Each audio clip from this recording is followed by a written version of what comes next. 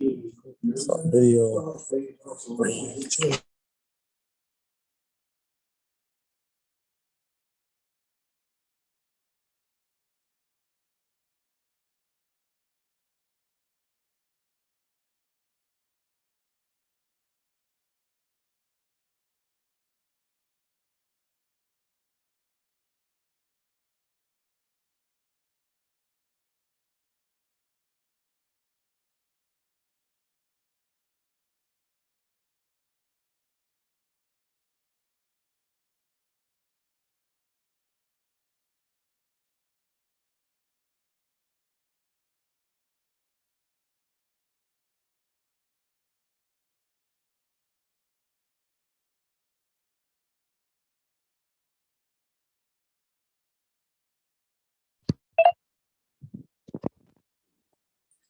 Six meeting in the Board of Alder's chambers located at 165 Church Street, New Haven, Connecticut, 7 to hold a workshop.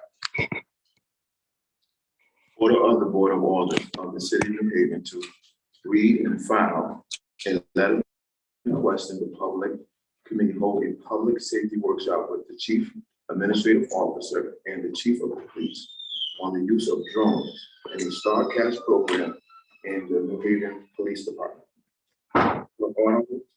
Per order. Chair.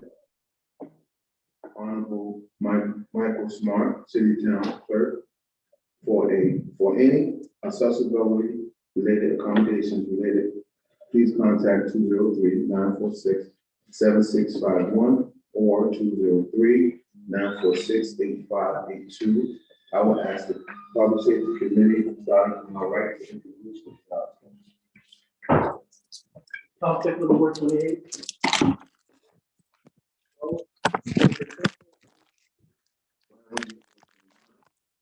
And from playing Ward 5, I just want to publicly announce that my vice chair had not engaged tonight, so she could not make it, but we did have conversations on this whole process, and that is all done on the Smith. So, for those who speak to this item, please come up.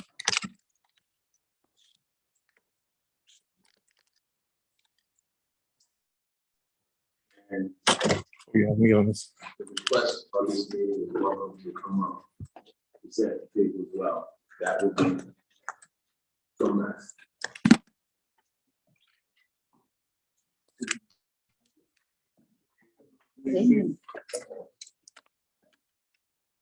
How are you? Good to hear. Good.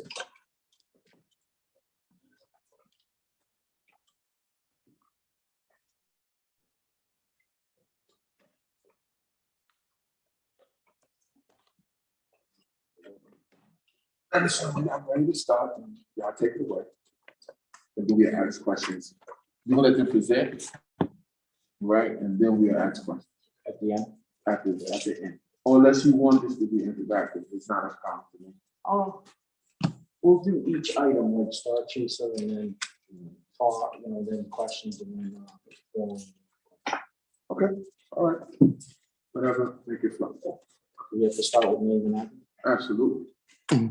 Carl Jacobson, 15 Westerly Road, New Haven, Connecticut. Regina Richfield, 2 Front Street, New Haven. Sean Lahr, 76. These new microphones pick up well, so you don't have to worry about this yucking right into them. A lot better. Sean Madison, 1279 Quinnipiac Avenue in the mighty 12th Ward. So I'm gonna just give a brief introduction and then Sean's gonna give most of the presentation. We'll all be here to answer questions. I just wanted to thank Sean Madison for setting up this, and I think it was Regina Roche, she was acting chief for starting this. This is the way we want to present the police department's new technology or anything else. I think it's real important to be transparent, and even though we're not asking you financially because it doesn't raise to that level, I think anything new, anything cutting edge should be brought to you all, explained to you all, and then get your input as well. So I'm very glad that Regina started this before me and Sean asked for the meeting, but that's what my administration at the police department will be doing, is being transparent as much as possible. So that being said, I'll let Lieutenant Morris start with the presentation. Good evening, gentlemen. Here's the copy of the slide presentations.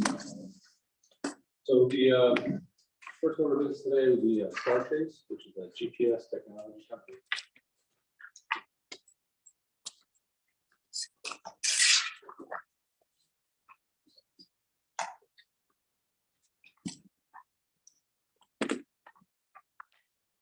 So Star Chase was developed back in 2015 and is a company that has developed a GPS launching system, which is embedded into the front of a car. What it does is it, in motor vehicle stops and things like that, it can shoot out a GPS locator that fixes to the rear bumper of a car to avoid police pursuits, which reduces public safety. So when you know when we get into vehicle pursuits, they are dangerous not only to citizens, but to officers as well as the offending driver. So what it does is it allows the officers to view an app on their phone, their computers in the car, as well as the terminals and the communications of where that car is. So rather than pursuing it, we can back off, watch where the car is going until they safely stop. Then we can deploy resources to make safe apprehensions and or recover stolen property or stolen vehicles. Since the inception of the company, they have recovered over 2,000 stolen vehicles with an 85% apprehension rate. They have deployed over 10,000 tags out of the vehicle launching system and recovered over $150 million in assets. One of the largest departments, Westchester County Police Department, which is right to our border, southern border. They did a test pilot, several cars, and within a few months, they operated in Newington Police Department in Connecticut. They have currently had a purchase order and will be going live shortly.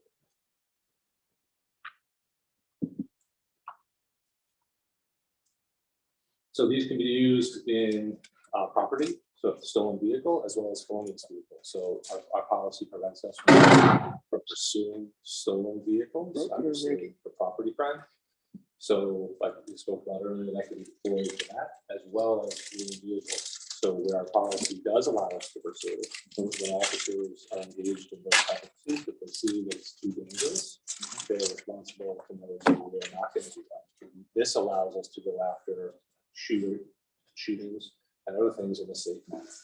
And just to give an example, this happened recently, just Sunday afternoon, our undercover units with Detective Bureau were looking for two people that we have active warrants for assault first, which means they shot someone. Both of those vehicles involved in that in two different timeframes took off on the officers. They did initiate a pursuit because under policy they can, but it started to get dangerous on a Sunday afternoon, so they called it off. With this device, they would be able to put that GPS on that car and safely track it on their phones and find those guys that just recently committed an assault first. So it's real important to be able to have other options that, okay, we're able to chase, but now it's gotten too dangerous. And I think you'll see officers chase less, use a device like this, and safely apprehend people. Additionally, is from the National Institute of Justice, which is the Department of Justice, it's certified as non-lethal. This is not something that even if it were to make contact with a human being, it's certified as non-deadly and non-lethal, which is a policy that officers dictate that doesn't be deployed at a person or a vehicle, but it's an important thing to note. Additionally, page 4 here, signing for the PowerPoint, there's a letter. There's a letter from the ACLU. It's supported that as long as it's under this criteria, there are crimes in action that are happening here to currently on pursuit. So there's community support from other parties.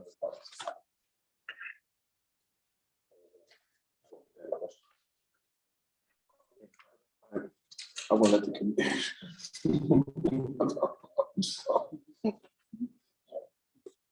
All their teams. Thank you, Mr. Chair. Are these magnetic devices that would stick to the cars? So they're about the size of half of this bottle, and the front of it has a glue to it, so it shoots out in front of the car and just sticks. It can be pulled off with some force, but it doesn't damage the vehicle. It's a glue. That answers two of my questions. Thank you. All the correct, bro. Thank you, Mr. Chair.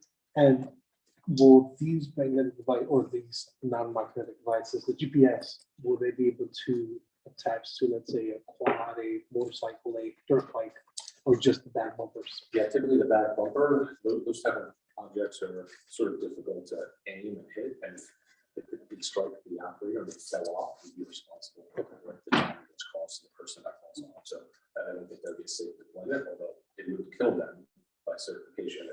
What happens after it, they're still responsible. Thank you, Mr. Chair. And this device is only as good until it's, once it's attached to the vehicle. If the subject remove this device during the pursuit, so then we lose that. So, yeah, they haven't taken off on a small number of cases. I asked the same question as a customer, I'm like, so tell me how many have pulled off. And it's a very small number. In the contract, we have an unlimited amount of GPS trackers.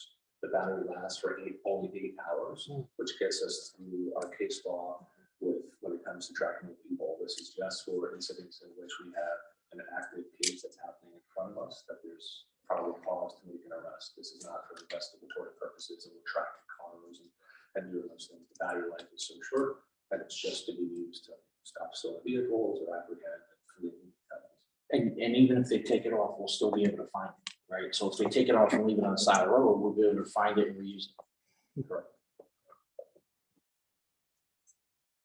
Great. So the batteries would be rechargeable, you can reuse them? Correct. Yes.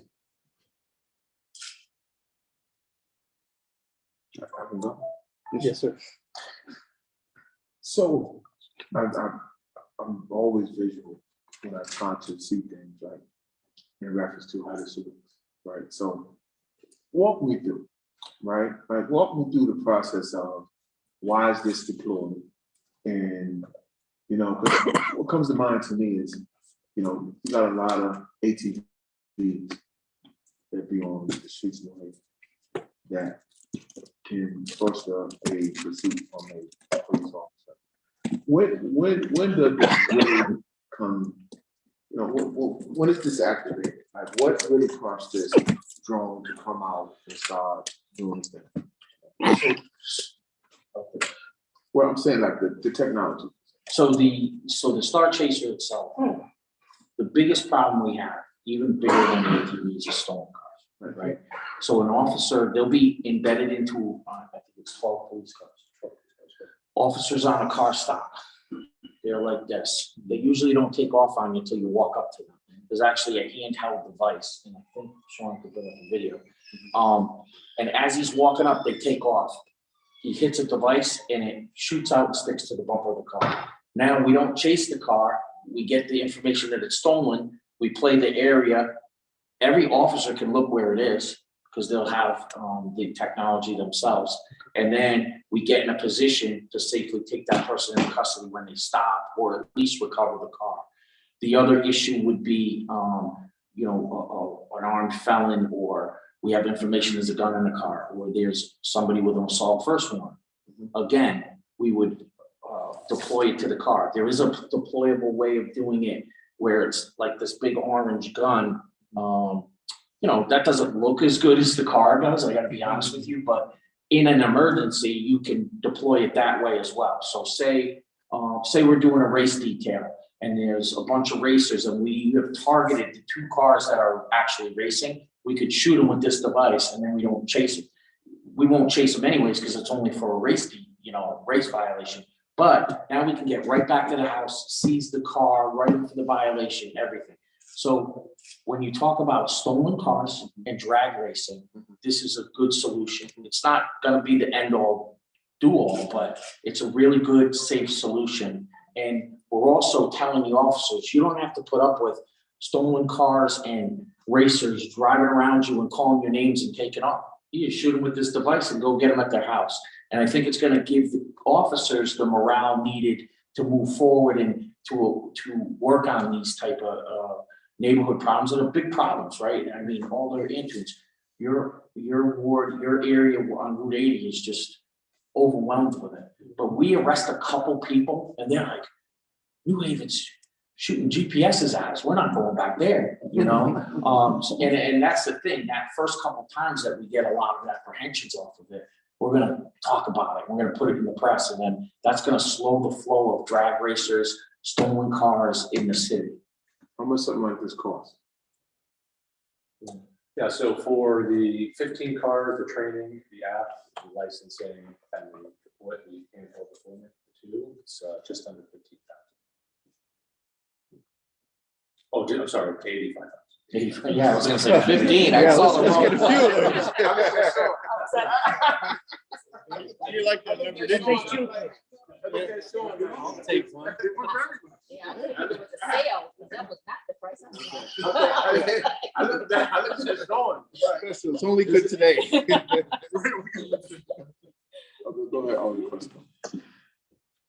On a serious note, Yeah. no, it's not gonna happen. Never mind. You good?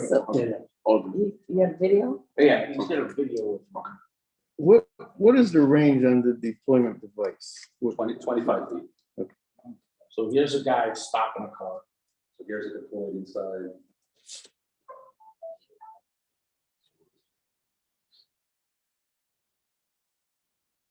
There's inside the grill of the car. That's how it shoots out.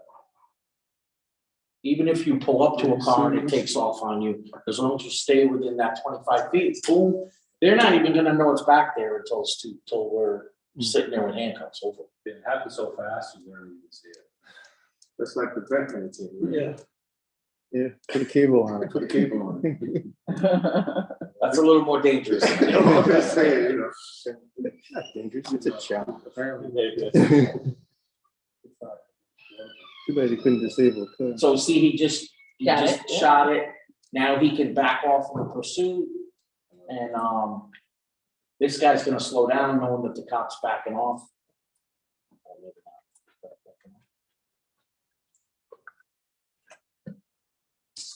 All the same other questions. You pause for a second, I have a question.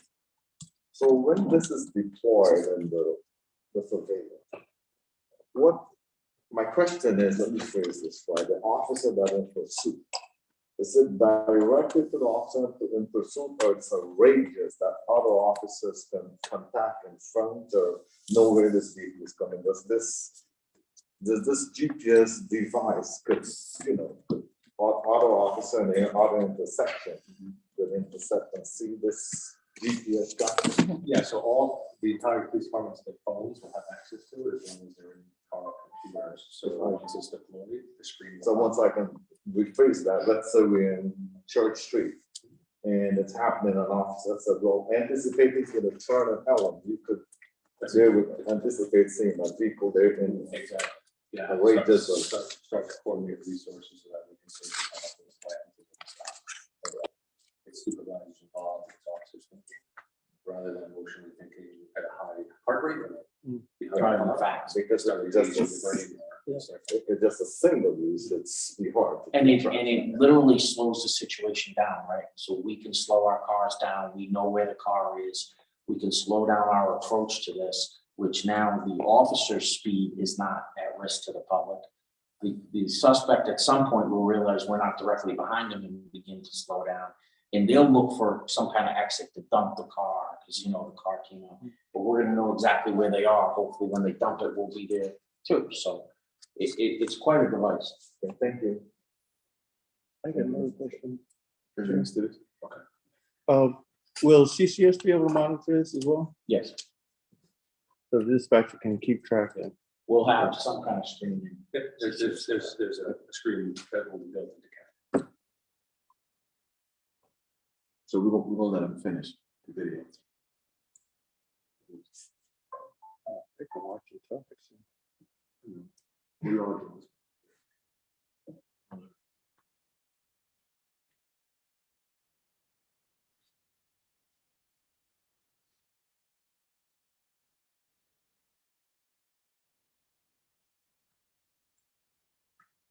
This is a different scenario, so there is no traffic.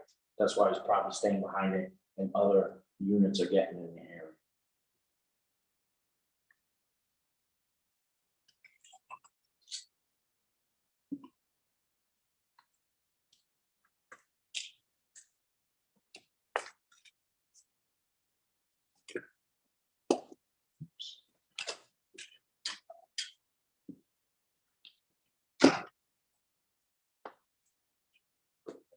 So you're saying 15 cars, 12 cars.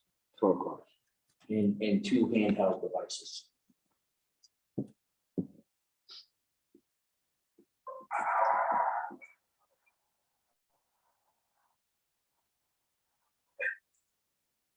Now there's more units in the area, safe distance. This was just to show how different the companies out there, case of benefit. I think what I'm very interested in the technology is the way that it allows the officers to de-escalate a situation, right? They are able to back off away from the vehicle that they are, with the suspect in there, give them some room, let them cool down, take their foot off the accelerator, slow things down. Because at the end, they know they're going to be able to get them wherever they stop. So my question is in reference to the battery life, right? Because they said the battery life, it lasts, I think, 8 hours. Right? Say it's past 8 hours, you know, things happen, right? 8 hours and 20 minutes, what happens with the like pursuit or like what's the location? Well, I've been a police officer for 25 years. I've never seen a person go for 8 hours. But I'm just saying, I mean, I would say the scenario of that's the thing, though. In 2022. In the 8 hours, I believe we'll recover that before the 8 hours. If we don't, then it goes black. We'll eventually catch this guy somehow, and then he'll tell us, yeah, I threw your thing in the quarterback. No, I asked that question. This question will be asked upon me too. Oh, no, absolutely. Go ahead, Omar. Then it's sure. So it's not discoverable once the battery goes out. Because you know how You can find it by, wherever they put it. Normally 9 out of 10 times people are gonna tell you where they put it or whatever, so. But no, I won't have to correct. And I don't think that's as expensive. I mean, the expense to the unit is the shooting out of the car. So if we're getting a couple more cartridges here and there, if we have a lot of 8-hour chases, we're in trouble. But We're in trouble. But no, all kidding aside, we'll be able to replace that thing. The company's it's a new company. 2015. And there's no monetary cost to replace the cartridge. We have an unlimited amount. So if we need an extra 20, we will 20%. and will additional charges be brought on the actual perpetrator? As you know, when they detach it from their vehicle, would that be like tampering? Yeah, I mean, we could investigate that with the state's attorney's office. Yeah. I spoke to the state's attorney's office and they were supporting of the technology. I didn't ask questions about like a criminal trove charge. But it could be criminal charge. Yeah, like which demonstrates that, like you stated earlier, it's not going to be haven, they're throwing out GPSs. Yeah. And just by tampering with it, that alone can be like, okay, criminal charges for this and that, and so people will think twice before they remove it. Yes, absolutely. And just say, you know what, let me just say I'm here, I did it. And the only other department that's implementing it is Oh, Newington. So we're gonna be the first big city in the state to do it. So we'll get that press. Don't go to New Haven, they're shooting GPSs out. And if it's working for 8 hours, we can find, in 8 hours, we're gonna find you. Yeah. Connecticut is only so big. So, the GPS is gonna be, it's gonna be pointing to right everywhere that cartridge is. No, any more questions on the committee? Order from 28-4. I'm assuming this company is the market leader at the moment. Yeah, they're the only ones. who So, don't but do you, have- just when you say the only one that I was just curious, actually somewhat concerned, do you see other companies jumping in, or these, you think they'll like monopolize the rest? Sometimes like the first watch comes out, then you have other people that are better. So I'm just trying to, are we investing in a true startup, or are these guys you think are going to prevail and be sustained? I think and- they're and fight off- sustainable. and fight off the They are competition. growing. They asked me not to mention one of the larger police departments in the country that are now testing it, just because that department hasn't been public with it. But like I said, Westchester County Police Department has done, it's the county police, the chief outfitted their entire police department after a small test pilot, how much he liked it. So hundreds of cars, and every time I talk to them, they're signing on new business. Are you finished? Well, just as a follow-up, what would be the contractual commitment for 1 year, 2 years, 3 years? 1 year. So we still have time to,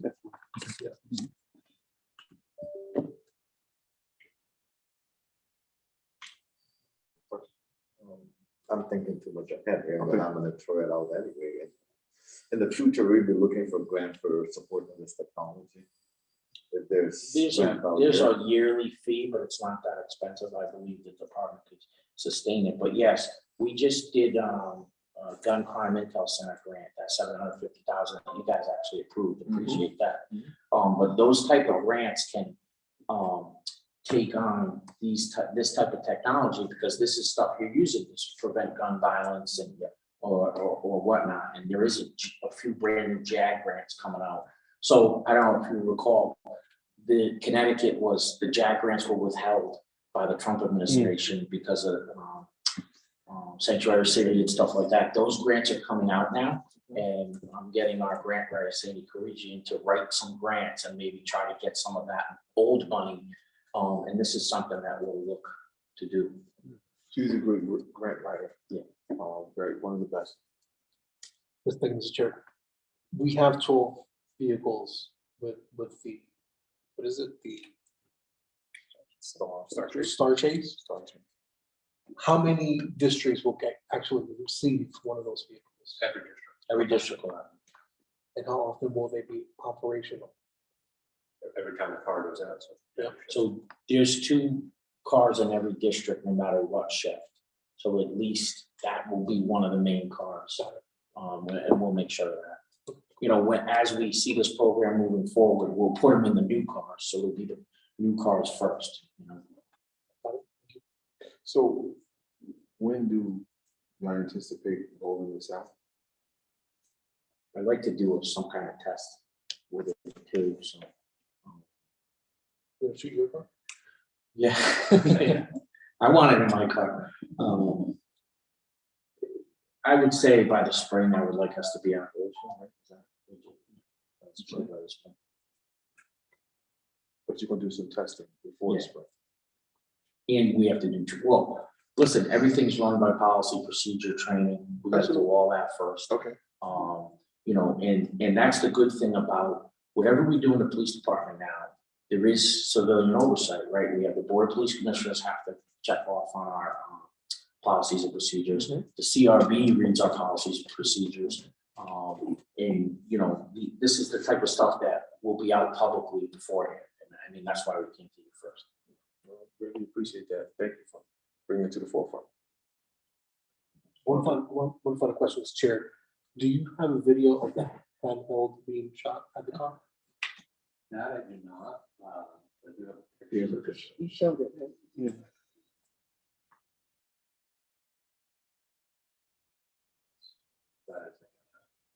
So it's clearly clear, identifiable, yellow, orange. Point that at a car, it'll get some attention. And everybody else.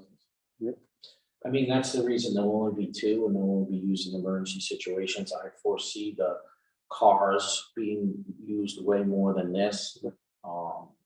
I mean, maybe this technology gets better and it gets smaller, and someday we can shoot the back of an ATV, but right now, you know, we have to think about the risk to everybody. All the answer. Thank you. As far as installation of vehicles, mostly we got cars now because we had just supervised a few SUVs. But What about installation or cars that are involved in the 22s and the equipment gets damaged? So the installation cost is included in the 85,000. They'll bring people out to install them and then train our staff to continue to install them. There's a 1-year warranty, but also anything else, if there's an accident, if something's broken, they're not going to replace. It will be another cost. Okay, But we're hoping there'll be less accidents because we're not chasing, yeah, you know? yeah, I hope so. So, thank you, Mr. Chair. Given, my colleague's question, is the 85,000 a one-time fee? And then what about the maintenance after that? Yeah, so it's 85,000 for the first package, including the $15,000 software licensing. And then annually, if we continue it, if you don't buy any more hardware, it's just the $15,000 software that keeps the app going on the phones and the computers and the PSAP that monitors the software. That keeps it going. Thank you. I think it's reasonable for the public safety. I think the cost is big. Right, you can't really put cost on, our life anyway, so. I think it's good stuff. Go ahead, I got one more. You gotta appreciate where my question's coming from. This uses a glue. And what kind of possible damage could it do to paint and car? I mean, if you're chasing a $50,000, $70,000 Corvette and it sticks to, before I buy one, I wanna know. Well, I would think some of these cars that come back after being stolen, I just had a neighbor up in Westfield get his car stolen. They destroyed the whole dashboard, just messing around with the car. So I think even if it takes a little bit of paint off, it's better than finding it burned somewhere or flipped over or whatever. But I get what you're saying. I don't know if Sean has anything further. Yeah, I asked her a similar question, so all great questions here today. Yeah, so they said because the way it sticks, it takes some pressure to come off, but it doesn't remove the paint. That's what they're telling us. And I could definitely probably something in writing if they want to do that. No, I'm looking at the liability on the city side then say, you may have to paint somebody's whole half the car or something. Like I said, from the information they're telling me, it does not remove the paint or damage the car. Now, would the officer say it's a short 28, and the guy stops and now you gotta take the thing off. Will the officer take it off? Is there any special training on how to get it off without doing? Yeah, that will come with the training. They're going to send trainers out to train trainers, and that's all part of the training on how to remove it. Save those liability dollars. Any more questions? Seeing no more questions, thank you for your presentation. Star Chase, we would like to be invited, I know myself, to see the actual first, not my car. Oh, come on. We'll shoot all their answers. Tell me what they are. Do this whole exhibit thing on how it works. I think this could be a really public safety device. Right. And once again, thank you for putting this to the forefront.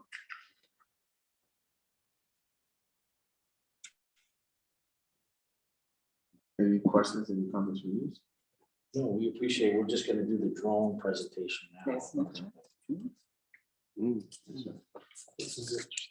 Y'all was into us. It's both of the presentations, so leadership. Appreciate it. Move the drone. That's what I'm excited about. Okay.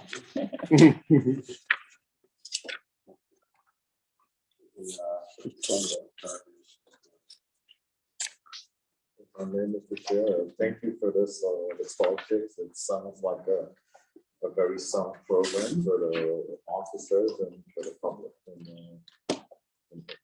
pursuing high speed and chasing, I think it makes sense. And thank you all for being in the forefront and looking forward to this technology. Thank you. Thank you.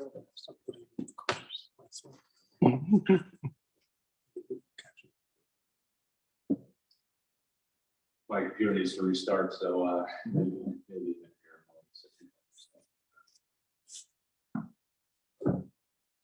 All the antennas. Right. Got what? Oh, yeah, I got it. I don't have to be in first until tomorrow. You got it. Do you Our mind, training. Alders, do you mind if we just present off the? Sure, it's fine. Yeah, so, connected to technology, is Axon Air.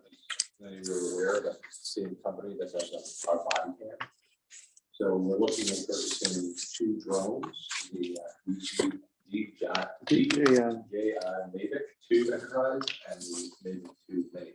The capabilities of these that we've added on are night vision, thermal imaging, loudspeaker, and the software will give us the ability to do free tracking and flight tracking, as well as store directly into evidence.com, directly where we store our body cam.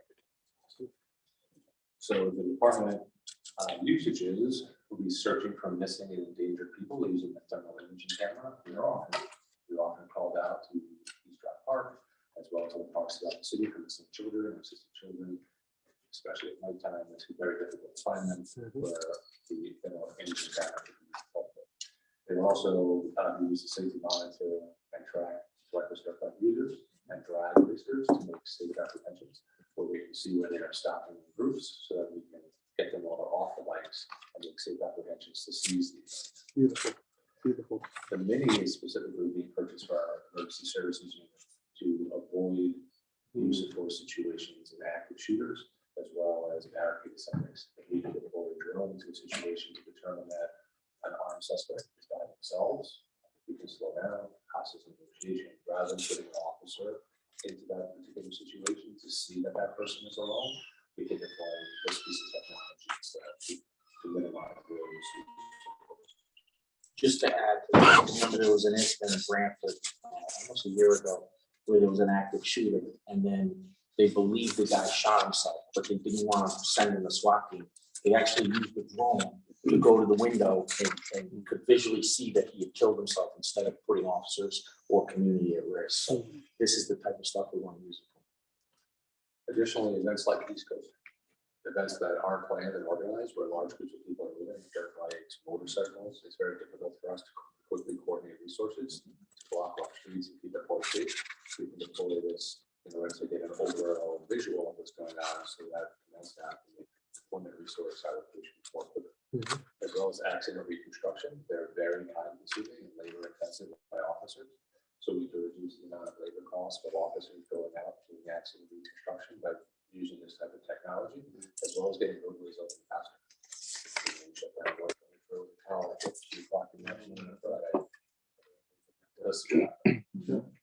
Things that we will not use it for is surveillance of individuals without reasonable suspicion or probable cause. We're not going to be surveilling people in their homes for the sake of seeing what's going on. It'll be very clear policy of what we do not use this for. This is used for specific reasons and specific times. Like we got here. Plus, how do you select who administrates the zone on the drones? Who commands, who controls? Pilot. Like how do you select who's gonna run the zone? So there'll be drone use in different units. So each unit would need a pilot. So Sean runs the dive team. The dive team would need a pilot. So we would send someone from the dive team as a pilot. But as we discussed today, we actually discussed this at length.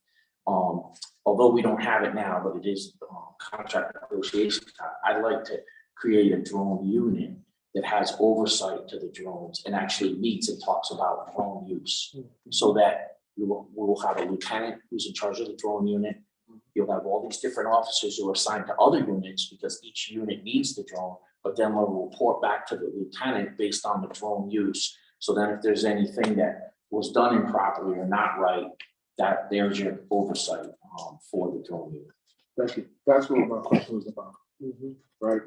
Accountability on who's controlling the zone. Of course, additionally, the software, why we specifically went with Axon, is when you fly the drone, it automatically tracks on a map where it is at all times, which is recorded within the software system, time and location on a GPS map. So you can visually see where it went at all times. times, and that is stored indefinitely. So no sort of lying somewhere we don't know where the drone is, we can't have the accountability, like where was the drone yesterday? We can go back and say it was right here at this time, or it wasn't up in the air, because as soon as you turn it on, it's GPS locked. And the Axon system is set up where nobody, even me, I can't delete videos. The videos have to be categorized and they're still not deleted for 90 days. The shortest period of time, correct, is 90 days On body camera. on body camera. So this system is hooked to the same system that we have body cameras on. So there's no just, oh, I went by somebody's house and saw inside their house and I'm gonna delete it. You can't do that. So it's hooked into the same system as body cameras. So I did some research throughout the state, and Hartford Police Department, they have 9 drones working in their fleet, which is integrated into their intelligence center. So when it's up in the air, their whole intelligence center is watching the drone footage. Waterbury Police Department has 2. Stanford Police Department has 3, and the Orange Police Department has 1. They've all said that they all are looking to expand, and they don't not only use them for like law enforcement purposes, but community days. They use them for like concerts on the green and Sail Fest and all these other events to get community footage for city websites and to show what good things are happening in the city. They get a lot of requests for that. They were surprised, like how many times, like, well, people would call like, hey, I'm having a block party. Can you get like some pictures from what for like family events at like big community rallies and events? They were actually much more surprised on that than anything else. Alder? Thank you, Mr. Chair. I just wanted to ask the time, just like the other, project last 8 hours, what would be the drone's life? Yeah, so we have in this package, we have 3 batteries. They're approximately 30 minutes each. So about an hour and a half of flight time. Forget that. Okay. Yeah, there's some things it's gonna have limitations, but just like everything, we went from body cameras like this to body cameras like this, right? So we're hoping that the technology gets better, but there will be huge limitations on us. But we think it's worth it, So the DARS technology for larger batteries, the price gets. So as to see if we can utilize that technology properly. 2, there's community buy-in, community trust. We don't have community trust, but we don't want to allocate a huge amount of money to a gasoline drone at $50, $60, $150,000. Started with a smaller drone to see how if the project works, if we'll make it a good determinant for the dirt bikes and other things, to see if we're going to expand the program or just keep it as a little standalone smaller project. And what's the cost? This one is $15,000.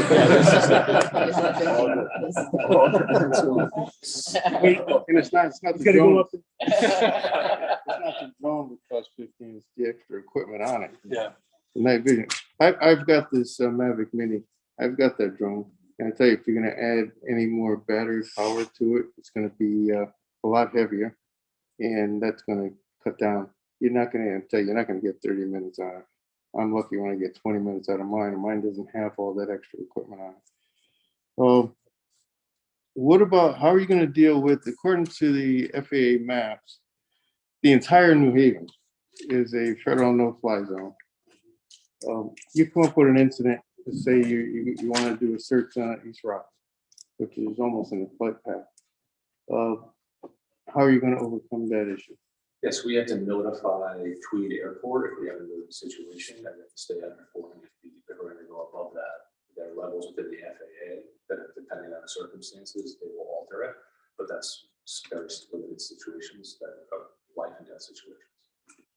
Well, drone laws only allow you 400 feet anyway. You have to get some sort of clearance from FAA, but you wouldn't get clearance from Tweed. You'd have to get it through the land system. You don't go directly to Tweed. We have a liaison with the FAA through Lieutenant McDermott. Okay. So Yeah, because normally that's not the process. That's what I'm saying. So it's. Yeah, that's the only thing I foresee as a problem, but I'm sure in most cases, you're not gonna be, I mean, if you're searching, say, East Rock Park, it's another story, you're up 300 feet. But if you're doing something along the river or something, you're only gonna be maybe 100 feet at the most, and that's it. Yeah, I've been up at 150 feet with mine, and you don't identify a whole lot, even with the zoom on the cameras. So it wouldn't be a problem in that respect, but still you got the FAA regulations. So that's what I was concerned about. If you have something that comes up in an emergency, how do you get it, that clearance right away? That's good to look into, and I'll definitely get information on that. That's all I had. Thank you, sir. Thank you, Austin. Thank you, Chair. And the drone, when you're gonna start this up and you're gonna be doing all the guidelines on how to get this run, will this be along with the star chase, or this will be separate with the drone and the star chase? Will be separate, or there'll be one component? So it would definitely be run by two different policies. I think that the drone does different things, the Star Chaser doesn't do. So yes, they can be used in conjunction, but they'll be controlled by different policies.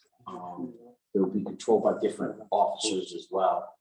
So if you're doing a drone and you're doing drag racing, the drone operator has to concentrate on the drone. He can't deploy Star Chaser, so there'll be another officer to do that, and that's very important. So it'll be two different ones. Thank you. Thank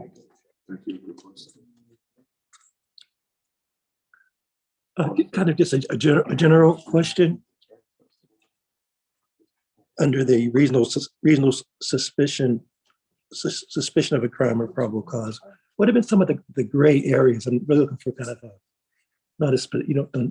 might not have a specific answer, but given, I mean, the experience, the law enforcement experience in front of us and the governmental experience in front of us is really impressive. What's been your sense of the upcoming challenges in terms of the gray areas of what's considered a reasonable suspicion and what's considered a probable cause? Well, regardless of how the courts rule, we're going to be as strict as possible with our officers, because we think that's important. And I have a few points here that I believe Sean and Regina put together, but these are going to go into our policies and procedures. And I think in reading this, you'll understand like how strict we're going to be and how important personal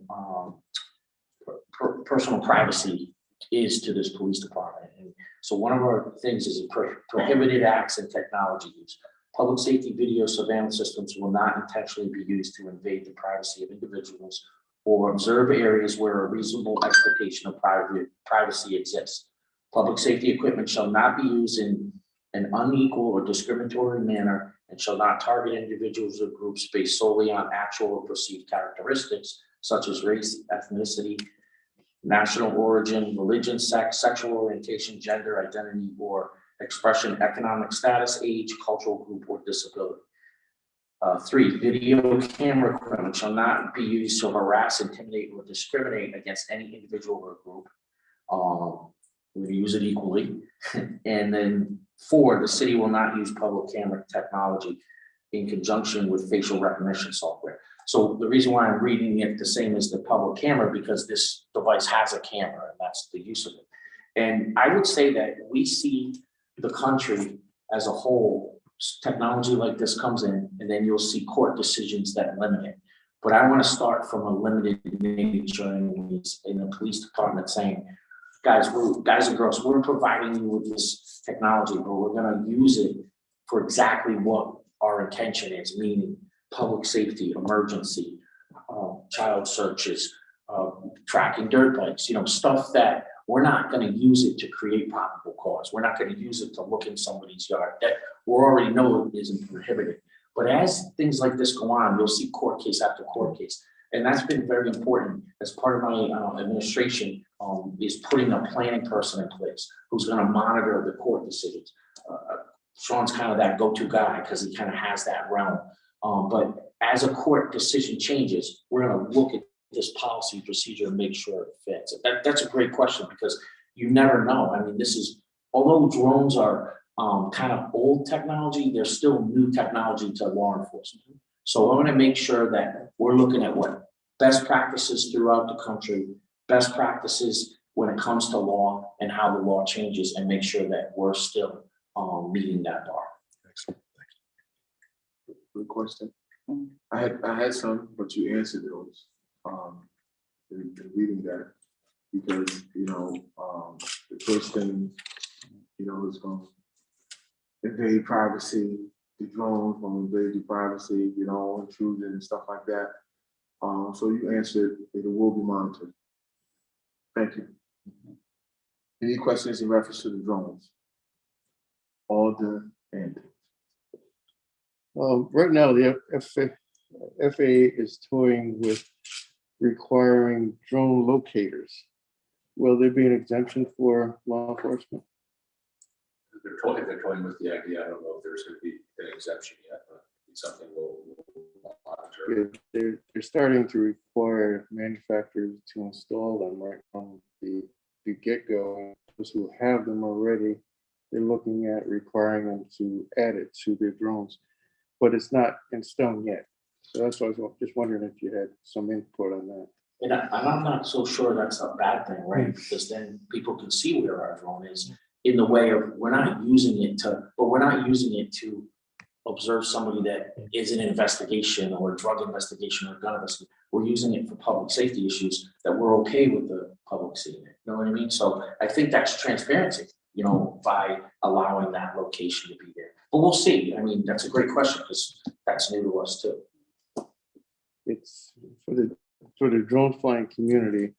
They're trying to petition to not have it because a few people have been kind of approached and beat upon when they're flying their drones. So the general population flying drones right now are against it for that reason. So But like I said, for a law enforcement purpose. yeah, I see your point. Good. Transparency is good. And people can't say, "Oh, the police were flying by my girlfriend's window to see her in her window." No, our locator's right here. And I think that's the other great idea, the great thing about this. It's hooked to Axon. People can't say, "You guys deleted the video." No, we can't. It's impossible for us to delete the video. So. Now, will there be an increase in our cost of the cloud storage then? We got so much cloud storage, it's not gonna. And the Axon contract is such that it includes all the storage for the drones if we're to go that way. So. Thank you, Mr. Chair. Thank you. Alder say. I know we're on public safety here, just so. That's it. When they have a kayak flipped over in the sun or so forth, instead of sending out a boat, so we're able to send, in that scenario, to send a drone out to do a location and a search. I think that would be more economical to send Absolutely. boat out and everything else. I run our dive team and I love to put a drone search before I put an officer in the water. Yeah. Understood. That's Yeah. Thank you, Laura. That was a great question. You just saved somebody life. So that would consider more of public safety and the water. No, Thank you. but, any questions in reference to the drones? Alder Finkley. I'm certainly in favor of this happening. But as you know, from a sociology, current event standpoint, this will be a hot topic once the word gets out. This will be a solar topic. This will be a divisive topic. I'm just curious from a marketing public relations standpoint, what's your thoughts about how you looking down the road to make sure that people understand that this is for our benefit and with there's no subterfuge, no hidden motives.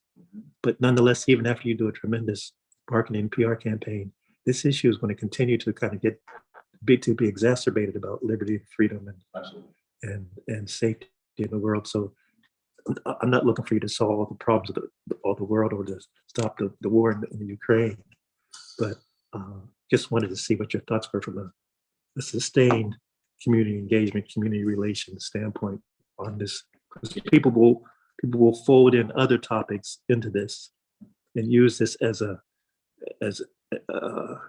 propaganda tool, or as a conversion tool, or as an ideological tool. So I'm just hoping that we all are aware of the tenuous territory we're entering in. Yeah, and I would say we've really hit the ground running on community events, not just the chiefs there, cops there, rolling out the Bearcat so that people aren't as afraid of it. And we got kids in the Bearcat, and we're really doing probably 3 times the amount of community events we ever did. And I want to continue that and then have, a tent with the drone set up so that people can come and see what it does. And that operator can show them some stuff. And then there'll also be an information table that says, we can't delete this video, stuff that I'm telling you guys so that the public can come and see that in New Hallville at Bassett Park during the community night, so I'm committed to that. And every aspect of the police department that people want to have knowledge about and want to put into those community meetings. Of course, CMTs will do displays on CMTs. We'll pull some of the CMTs to a park and fly it for them, whatever it takes so that the community has that trust in us. Because you're right, it can be a divisive tool. But if I'm out there with my drone unit and Sean, and we're showing you everything, and we're showing you the inability to delete video, maybe that they are tracked, all that stuff, I think is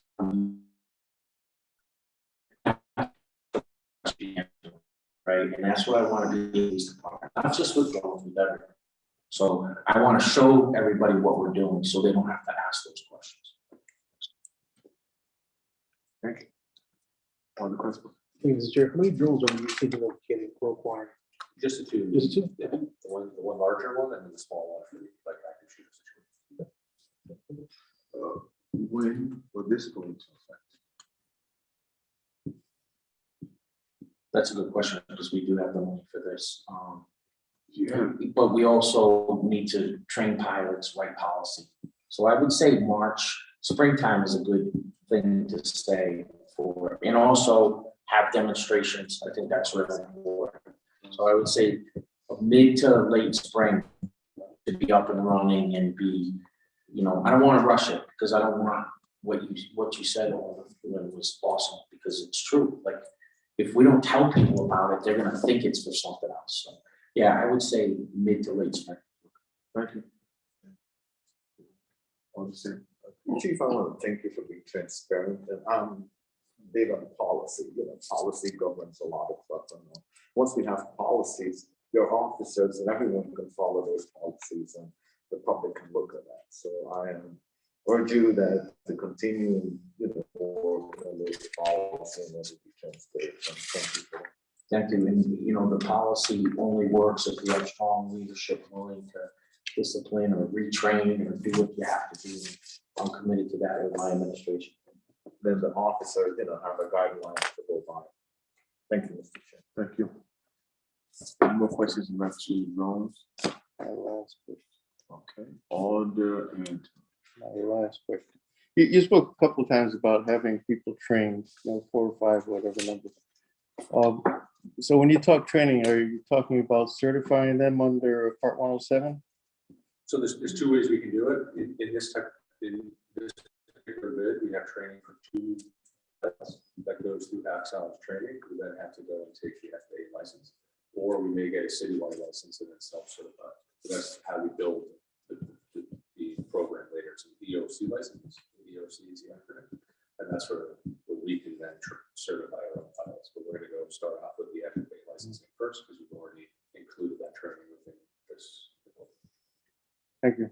And don't worry, we won't film you when we do the dunk tank. We won't film you from above. I'm not worried about that. Film me on Route 8. As long as you're not racing. Does that have anything to do with getting there first? other questions? Thank you, Mr. Chair. So in addition to the 50,000, which is just for the hardware, what would the training cost and the license and the recertification? That's the total package for the 1 year. Yeah, so that gets us the hardware, the training, and the software, and the licensing. Yeah, we kept it to 1 year deals because we wanted to make sure, one, it's something we want to build upon and not commit us to a longer term. If we a new technology, we want to make sure it's. And the other thing great about this is as we rebuild our Intel Center and our camera structure, this is going to work right in with that. So there'll be an Intel Center where people can watch the feed as well. So it's not just one pilot watching. It's certified officers back there, detectives looking at the feed as well and picking up on things that person might not have picked up on. So, you know, I wasn't a big proponent of this, with the half-hour flying, does it really help? But I really think even just photographing crime scenes from above, all the answers you remember, you could miss a gun in a crime scene, it's on the other side of a bush in human error. But if you put a drone above it and take a picture of it, oh, there's a gun on the other side of the bush. So there's a lot of uses for this that I see now. So, Well, if there's no more questions, I would like to say thank you again for the two presentations that you got today. I think you say it all the time. And I think if we continue in that fashion and really do it, I think we'll be all right as a police department here. Transparency is the key, along with community engagement. All that, all the Fickle said is true.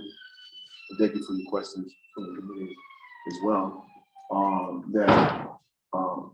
This is going to be a topic around the zone. It's going to be a real topic around the zone, around just social, right?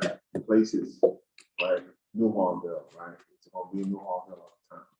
Those kind of questions going to come up, right? But I think if we be transparent about it, we'll be fine. And y'all keep doing what you're doing. And thank you again for bringing the technology. Hey, I'm always thinking like we can lead stuff. So let's lead it. Let's own it. And let's keep doing what we're doing. So thank you so much. thank you. Yeah. Appreciate the time. Thank you. Great parade routes. Thank you all. Sure. Sure. You have big parades. Mhm. I want to do this.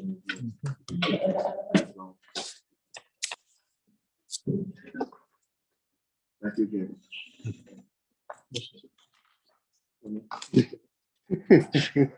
No, I'm gonna go through the process because we have someone new, right? That's in our midst now, right? So we're gonna do it like we would normally do it if we had to do a voter. Right. So what we would do is we would ask, is there anybody who would like to speak from the public, right? We would say, is there anybody who want to speak to this item from the public? I will wait or pause if I'm doing. I'll be like going once, going twice, going 3 times. Is it true? Is it? That we close the public portion of the meeting? Second. All in favor? Okay. Then we will go to close. Mr. Chair, I move that we adjourn.